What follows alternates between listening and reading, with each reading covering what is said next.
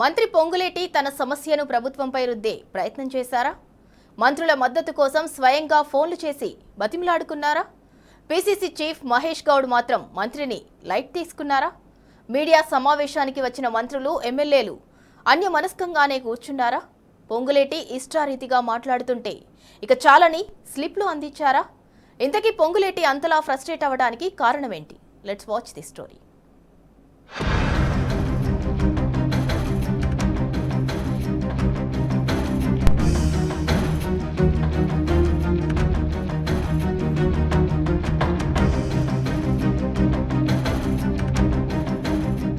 Revenue శాఖ మంత్రి Ponguleti Srinivasa Reddy episode రాష్ట్రంలో హాట్ టాపిక్ గా మారింది. అసెంబ్లీ సమావేశాల దగ్గర నుంచి పొంగులేటి అక్రమాల గుట్టను రట్టు చేస్తోంది బీఆర్ఎస్ పార్టీ. గులాబీ దెబ్బకు బాంబుల మంత్రి బేజారయ్యారని వెనికిడి.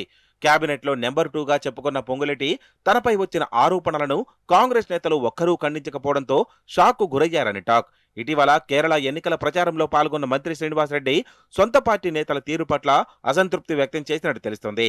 దీంతో గత్యంతరం లేక కాంగ్రెస్ నేతలు ఆరోపణలను ఖండించాలని నిర్ణయించుకున్నట్టు సమాచారం. ఈ నేపథ్యంలో ముందుగా సీఎం రేవంత్ రెడ్డితో భేటీ అయిన పొంగులేటి ఆ తర్వాతే మీడియాతో మాట్లాడేందుకు రెడీ అయ్యారు.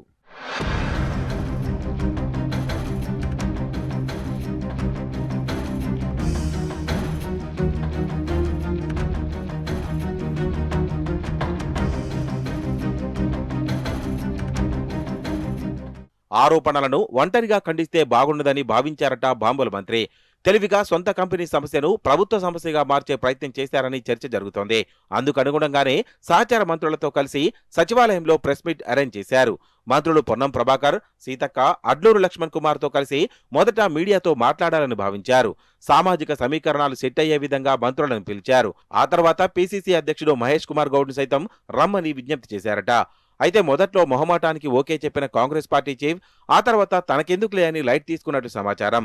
ఇక మంత్రులకు పదే పదే ఫోన్లు చేసి మీడియా సమావేశానికి రావాలంటూ ఒత్తిడి చేశారని టాక్. మినిస్టర్లు వచ్చేంత వరకు పొంగులేటి ఎదురు చూడాల్సిన పరిస్థితి ఏర్పడిందని చర్చ జరుగుతోంది.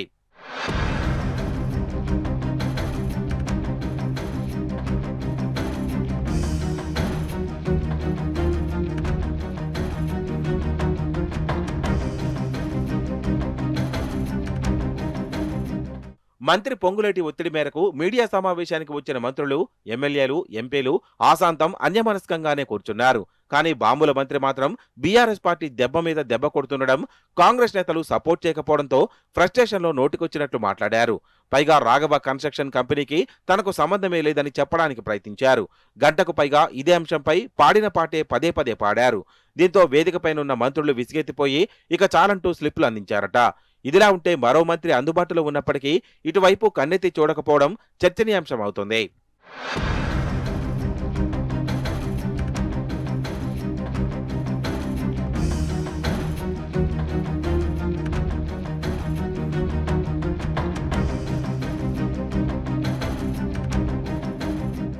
మొత్తానికి మంత్రి పొంగులేటి శ్రీనివాసరెడ్డిపై ప్రధాన ప్రతిపక్షం బీఆర్ఎస్ చేసిన విమర్శల దాడి కంటే సొంత పార్టీ నేతల మౌనం మతిపోగొట్టిందట. దీంతో నెంబర్ 2 మంత్రి హస్తం పార్టీలో ఒంటరయ్యారనే చర్చ ఒకవైపు జరుగుతుండగా, మరోవైపు పొంగులేటి తీరు కాంగ్రెస్ కు, ప్రభుత్వానికి తీవ్ర నష్టం చేస్తోందని ఆ పార్టీ వర్గాలు చర్చించుకుంటున్నాయి. ఇప్పటికైనా పొంగులేటి శ్రీనివాసరెడ్డిని కట్టడి చేస్తారా, లేక పార్టీ ఇమేజ్ ను మరింత డ్యామేజ్ చేసుకుంటారో కాంగ్రెస్ పెద్దలే తేల్చాలంటున్నాయి గాంధీ భవన్ వర్గాలు.